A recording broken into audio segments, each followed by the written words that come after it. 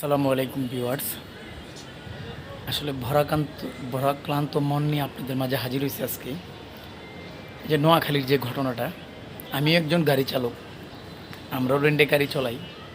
জানি না ওই ভাই কি করলো। আজকে মনে করেন আল্লাহ আমাকেও সন্তান দিছে, আপনাকেও দিছে, যারা যারা বিয়ে শাদী করছেন। আর বলতে পারেন ভাই বিয়েই করিনি, সন্তান হইব থেকে। তো যাই হোক,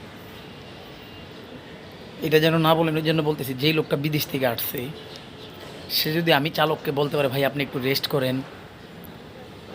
এই যে ছোট ছোট বাচ্চাগুলো কিভাবে বার করছে, ছোট বাচ্চাটা, তারপরে মানুষগুলো মারা গেছে, এরা কি কখনো আসবে?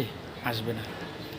তো ভাই প্লিজ, আমরা যারা রেন্টে গাড়ি চালান সবাই একটু সাবধান থাকেন। চোখে ঘুম আসছে, একটু ঘুমায় নেন, কোনো সমস্যা নাই।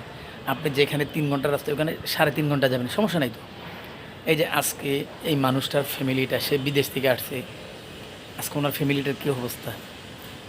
দোয়া করি আল্লাহ ওনাকে ভালো রাখুক, কারণ এখানে দোয়া ছাড়া আর কিছুই করতে পারবো না। যে ভাই গাড়িটা চলাইছেন, আসলে উনিই কী করলো এটা। চোখে ঘুম আপনাকে, আপনার যাত্রী ডাকতেছে, আপনি একটু এক সাইডে রাইখা ঘুমায় নেন, কারণ যার যায় সে জানে, তাই না? তো সবাই ভালো থাকবেন। দোয়া রইল আপনাদের জন্য, আমার জন্য দোয়া করবেন। সাবধানে গাড়ি গুড়ি চালাবেন। সালামু আলাইকুম।